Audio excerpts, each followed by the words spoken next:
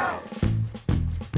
Joe on Joe is the only podcast where Joe talks about Joe.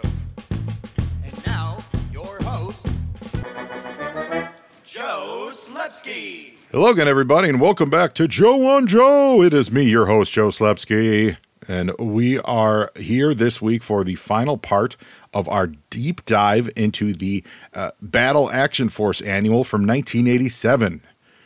We've been enjoying doing these for the last few weeks. We started like 5 weeks ago, and then we had some interruptions due to illness in our fabulous interview with Word Burglar. But last week we came back to it with the Storm Shadow story, which was insane and fun and murderous and great. So I hope you guys enjoyed that. If you're new to the show, check out the archives because everything's up there. This is the podcast where I've covered every episode of the cartoons, going all the way up through the Extreme era. We'll eventually get to the more modern stuff. And then we've also covered every issue of the Marvel Real American Hero comic book. And then eventually we will be getting to as much as we can do in this show. You know, been doing the show since 2016, and there's a lot of ground still to cover. So I'm excited for what the future holds. I've really been digging these Battle Action Force stuff. There's just a difference to it that I like, you know, like it's that I've talked about this before on the show. It's that alternate universe version of the Joe team. I'm really having a kick with. And in today's story it's the final story in this. It is called Operation Liberty. And I enjoyed, I really like the artwork, and there's a reason why the artwork really popped for me. I'll get into that when we get a little closer to reading it. But in the meantime, I want to get a little closer to you, listener. I want you to go out on Facebook, Twitter, Instagram, if you're on social media. If you're not on social media, I totally get it. But if you're on social media, reach out and say hello at Joe on Joe Pod. You can find me Facebook, Twitter, Instagram. You can send me an email to joeandjoepod@gmail.com. If you want to help support the show, you can go to patreon.com/Joe on Joe Pod, and you can help support the show that way. Sign up. You get access to all of the Joe and Joe Illustrateds and all of the regular shows. We are in the middle of revamping that. Hopefully I get that done before Christmas, so everything's a little easier to find. They added some categories which they didn't used to have, so that's really cool. It makes it a lot easier. Yeah, and oh, you know what? While you're on the internet, I want you to go to whatever podcast browser you're using, if it's Apple iTunes, you know, Apple Podcasts, or whatever RSS manager, and give the show a rating. You know, the higher the rating, the better. But I'm not going to ask you to be dishonest. I want you to be honest. Give it a rating. More action. Those algorithms get picked up, and the more people see the show. And the show's been growing lately. It's been really great. I'm seeing the numbers, and I appreciate everyone who's out there spreading the good word. So it's really exciting. I also want you to spread the good word about our sponsors, the Movies in a Meal podcast.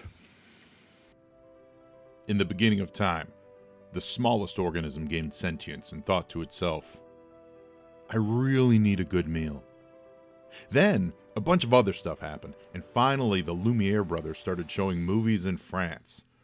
This was all the inspiration that fellow broadcasters Brad, Keith, and Ben needed to combine these two primal needs into the Movies in a Meal podcast. The Movies in a Meal is one of the most casual and relaxing film talk podcasts you could ever listen to. These three friends enjoy a good meal together while talking all about the movies. And not just reviews. They do favorite lists, comparison discussions, genre talks, anything and everything that you can think of. They've even broken their solemn promise inherent in the name and branched out into TV talk. So I love the variety of films they bring to the table. They cover new releases, classics, cult films, often in one episode. It's really a delight to listen to, and it has something for every movie fan out there to enjoy. So if you're looking to grow your podcast library, if you eat meals, and if you've ever seen a movie, then you should give Ben, Keith, and Brad a listen and subscribe to the Movies in a Meal podcast. They've been a great sponsor to this show. I love the Movies in a Meal podcast, and I'd like all of you to love them too. Now, this week in the G.I. Joe world was both exciting and also ended on a downer. Got a bunch of stuff shipped in. Today I got my Thunder Machine Transformers crossover, which I did not keep in the box. I had to open that up. That thing is great. I love it. I love seeing Zartan on a file cart. That's exciting. I think this is my third file carded Zorana I think I have two originals. It's for some reason Zorana keeps entering my life on a file card, so that's great. But the toy is awesome. It really transforms nicely, and it looks really cool. So I hope everyone got theirs. But the bummer news was it sounds like there's going to be some layoffs over at our friends Hasbro. So that really stinks. There's always corporate reasons for various things that happen in this world, but it stinks for the employees, and it's always around holidays because it's the end of the year, and everyone's always looking at their numbers. I said this on Twitter. I mean this genuinely. I want to hear a story one day where the corporation, instead of doing layoffs, they figure out how to restructure things, keep the same amount of people, and run their business better. I say that as someone who's been on the management side, who is technically on the management side of my professional life. It's always the people that get cut first because that's the biggest cost base you see sitting there. And it's never the organization that's bloated. It's the people that make up the organization that they look for bloat. And it's gross. And it's especially, you see this a lot with publicly held companies. And I say that not to ascribe negative intentions on the parts of any Hasbro management tools. It's just the way that American corporate culture is, and it's really gross. I'd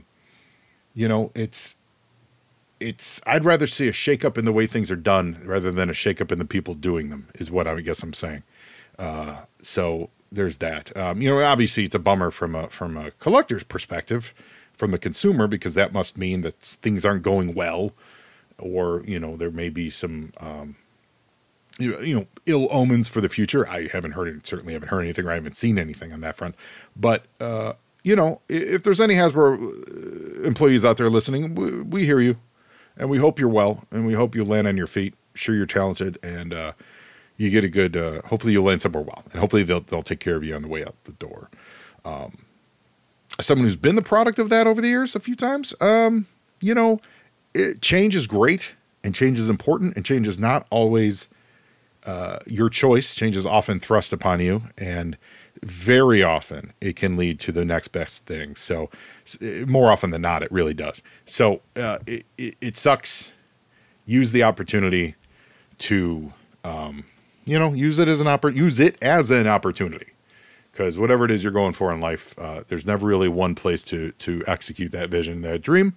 There's a lot of places in the world that can do that. So anyway, word to your mother, for all our Hasbro friends and family out there, if you're listening, we got your back, and you're always welcome in the Joe community. Unless you work for the Transformer side, then get out. Just get out. Just kidding. That's a joke. So anyway, let's get into it. So we've been looking at the Battle Action Force Annual, and in it, they often have reprints of the blueprints for the G.I. Joe. So in this one, it is a Sea Lion. Now, this is not a G.I. Joe toy. This is an Action Force-centric specific toy, and it's actually used in this story later on, so that's neat. But it's a boat. It's like a 2-seater boat. It's kind of cool. It is pretty cool, It's got like fuel pods on it and twin jet turbo engines. It's pretty neat. So the Sea Lion, look that up. We've also got the Command Center, and of course, because it's British, it's spelled CENTRE, and that is the traditional G.I. Joe headquarters. So that's pretty great. They have a blueprint for that. They also got a blueprint for the Killer Whale, and they just call it the hovercraft. They do not call it the Killer Whale. But you got your blueprints for the sled and the little motorcycle, all that stuff. It's like a condensed version of the blueprints that we got when we had the toy. And then it ends with the Triad Fighter, which is that space thing we saw in the Robo Skull story that went up against the Robo Skull. And this is a crazy future. This is straight out of Battle Force 2000. This toy, where you've got the two pods that split off to the side. So that's neat. I don't feel it fits in G.I. Joe at all. It fits more in like Robotech or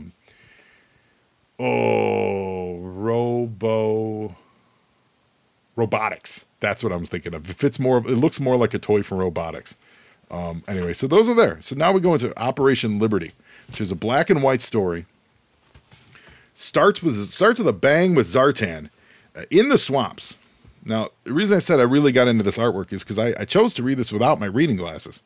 So I had to have it up like 2 inches from my eyes.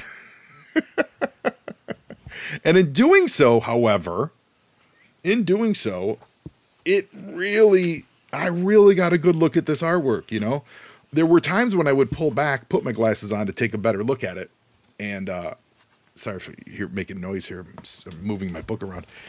And you know, and then the artwork would take a little bit of a different view. But when you look at this stuff really up close, especially in this case where it's an ink wash, it looks like it's done with brush.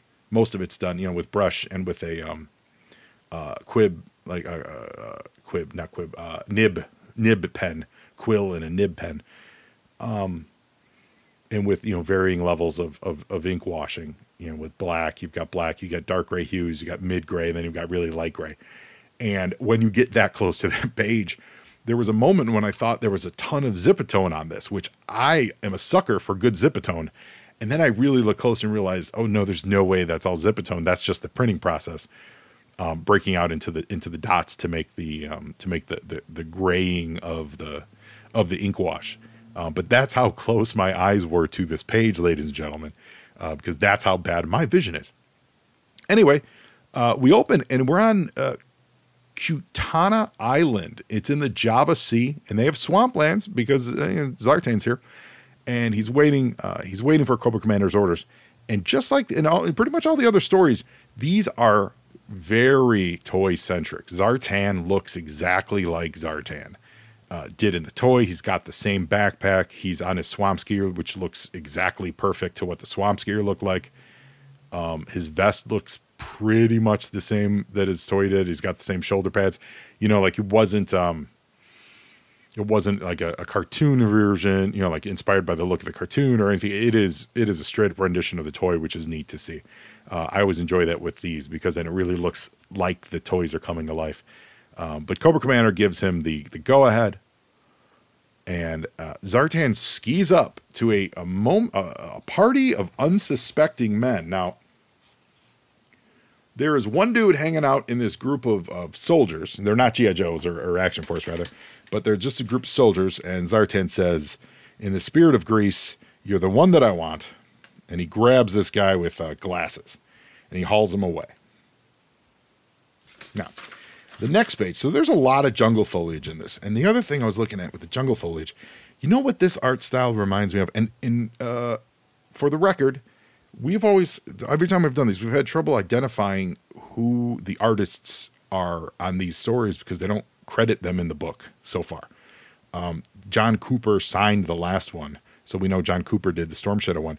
I didn't see a signature in this, so we don't know who drew it. So artistically, if you've never seen this, if you're familiar with our friend on the internet who draws G.I. Joes all the time, Yickly Clickly, we've talked about, I've mentioned him before on the show. He's really great, and he does these wonderful, wonderful Joe and Cobra sketches, renderings, or whatever. He's just a super talented artist, a great follow. This stuff really looks like his work. It's got a lot of that vibe to it. Nice brushwork.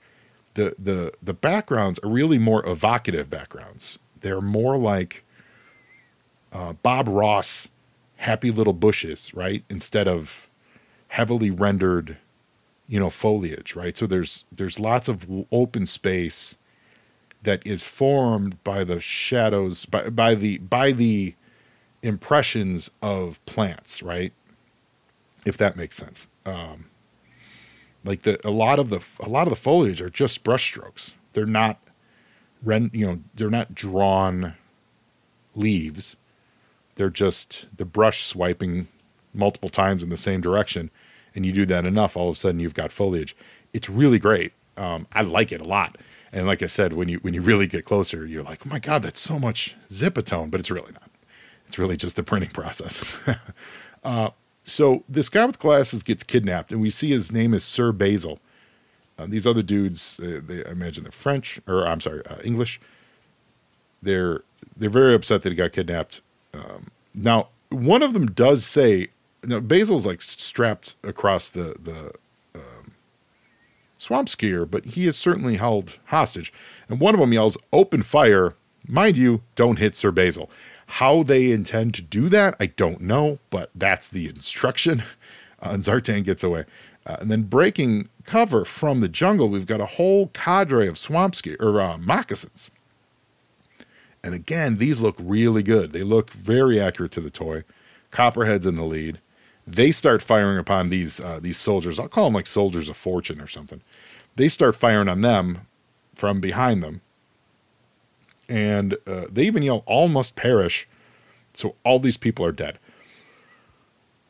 So this is one of the questions that I first have. If their goal is to kill everyone, I guess it's easier to have one of them, the one they need, kidnapped so they don't have to discern who's who when they kill everyone. I guess that's easier. But like if you're just going to kill everyone, I don't know why you wouldn't just come in and round them all up and then shoot them. Anyway, it's more exciting when you do it by water moccasin. But there's Copperhead. And he says, "It's good. Every engineer is dead.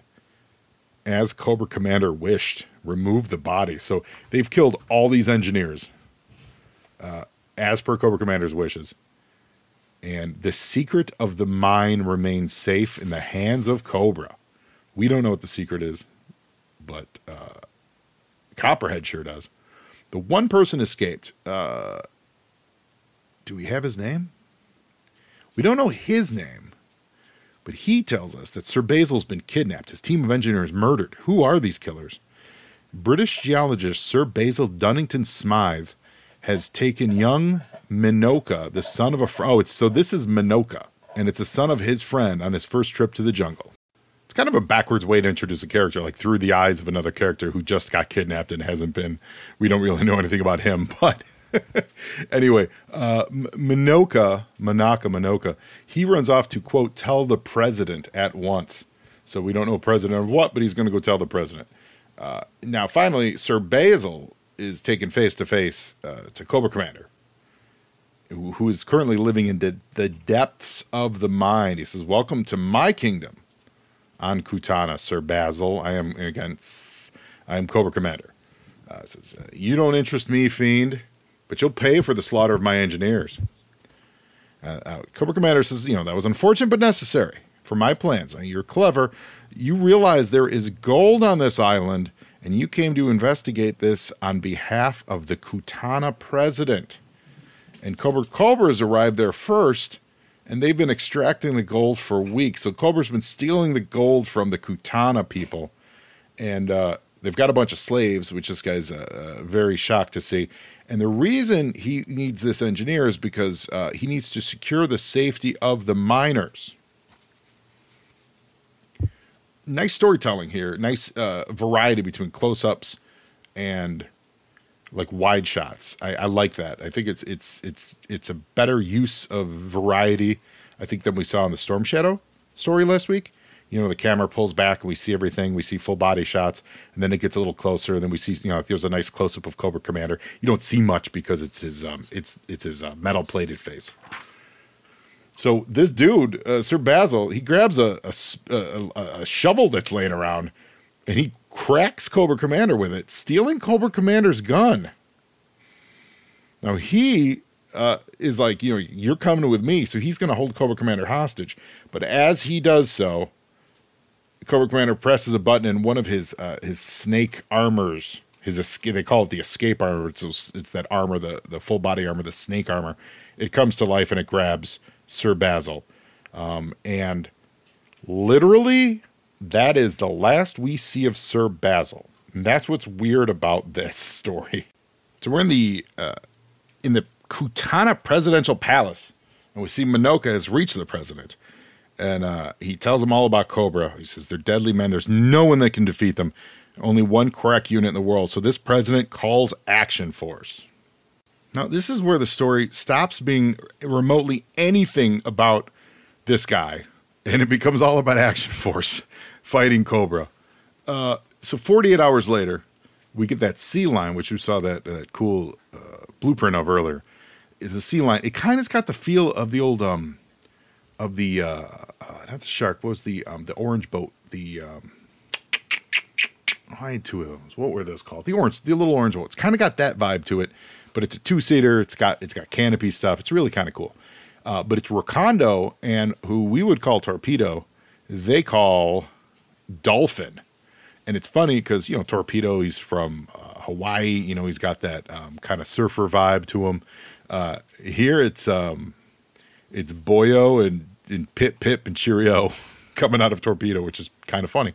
Rekondo's also got the chin of Sergeant Slaughter, which is great. And he is, I think in this world, Recondo is Australian, if I recall correctly. But they pull up in this scout boat, and they're the advanced team. So they see that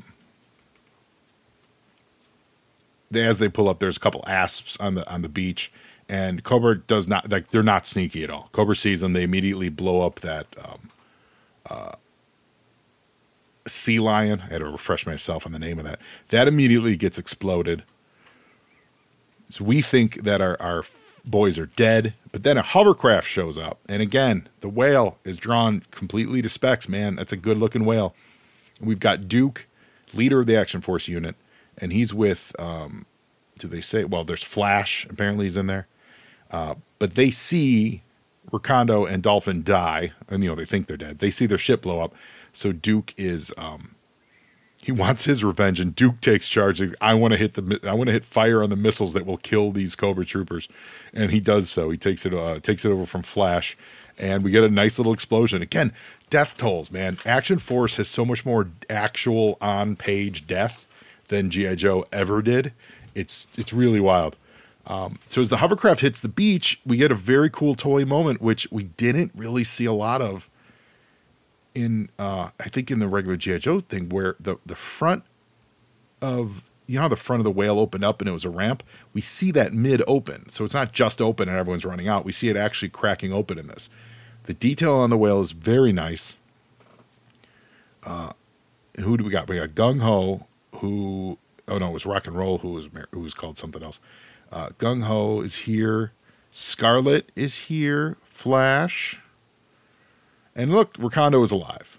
So, how did you survive that asp onslaught? It's funny, like we're taking time to show how they survived in the previous page instead of just like, we ducked out. Like it's a fun little feint. But I think they do it because it's a toy moment. That's why I think they're doing this. So Dolphin / Torpedo has a little flashback window, and he says, what we slipped through underwater on the Sea Lion sub-sea vehicles, which makes me think those were actual, and they're like little like mini jet sleds, like jet ski sleds, it must have been part of the toy. So I have a feeling that was part of the toy that popped off the Sea Lion, and so then they give him a little flashback to talk it up for the reader, which is kind of neat. So Duke and the unit, they go through the jungle. Now, there are a lot of green shirts with the Joes here. It is not, I think, I do see Stalker in there. It's not just named Joes. There's a lot of green shirts, and that is for a reason. It comes into play very quickly. But they're traipsing through the jungle, and they come to a rope bridge. Now, this rope bridge is great, very reminiscent of Temple of Doom. Except the rope bridge on Temple of Doom was 5 times more safe than this rope bridge. There are no handholds on this rope bridge. It is literally just the walking part across a huge ravine. There is nothing to keep this rope bridge from flipping, you know what I mean? Like doing a complete 180, 360 twisting and it turning. There are no supporting ropes to keep it still. That is nuts. But the Action Force is going to do it. So this next page, really, the art on this is really great, and it's really evocative. It's just lush and well done, especially for pen and ink. For brush and ink. It's the slats on this bridge. They're just ink strokes. They're just black strokes. I think it probably took him maybe 45 seconds to do this whole thing, and it just carries you across this image. I really like it. And on top of them are all the Joes in line. why they would. I mean, it's the most dangerous, perilous drawing of people crossing a bridge I've seen in ages. And yeah, they do it. So they get to the other side. Not everyone yet, though, because all the name players go first, right? Duke, Rakondo, Gung Ho, Stalker. But as they're doing that, on a rock ledge overlooking the gorge, it's Destro shows up, and he says, "We have them lured into the trap, Cobra Commander. Your fate is sealed, Action Force." And Destro leans over an old school TNT dynamite blow up box, and that bridge explodes. Now, what's fantastic about this explosion? Well, one, sadly, all those extra green shirts they brought, they all die, and they do. They die. They fall to their death. But the explosion, it's not like set on the ropes that would support the bridge. The explosion comes from the center of the bridge. So Destro had someone, or did himself, go out to the middle of this precarious bridge, line the underside with explosives, I'm assuming. And can we see him in that one panel? No, I don't think we can see him. Although there's a little mark in the middle, in the top, that could be the explosives hanging out. To be honest, I got to be honest, but it looks more like I don't know. But you know what I'm saying? The explosion came from the middle of the bridge. It is huge. It's not enough just to cut the rope and let everyone die. He had to blow them up first. That is bloodthirsty. Is my point, ladies and gentlemen. So as a signal, all the Cobra troopers, they come running out, and these are your traditional Cobra soldiers with the helmets and the bandanas on their face. They come running out of the gold caves, and they're shooting at the Joe team. Fang helicopters show up. They pin the Joes down, and with the bridge gone, there's no way to retreat. Duke apologizes for literally walking them into a trap. And Scarlet wonders where Ace is. Now, Ace is showing up in the Sky Striker, and strangely, this does not look on model. It doesn't look terrible for an like an F-14, but it actually doesn't look on model for the toys, and that's the weird part about it, because everything else is so key. These fangs are really great on model, and the Sky Striker is it doesn't have the right canopy shape. For my money, but they do a great job with everything else. So I'm wondering if they drew this from the toy, or if they did it from a rendering that someone had of the toy. But Ace shows up. Now, his missiles knock out the fangs, and they all die. There's no parachutes in this, to be sure. But then what happens on the next page, which is fantastic, the fangs then fall on top of the Cobra troopers, murdering the Cobra troopers. So not only Ace took out both the air and then half of the ground troops, which then allows Action Force to charge forward. They say, I think it's Flash that says that got rid of them. We'll thank Ace later. And Duke's like, the way into the mine is clear, but before Duke can enter, out walks Cobra Commander. He's got a little remote control. Cobra Commander has a lot of remote controls in this. He says, "Don't celebrate too quick.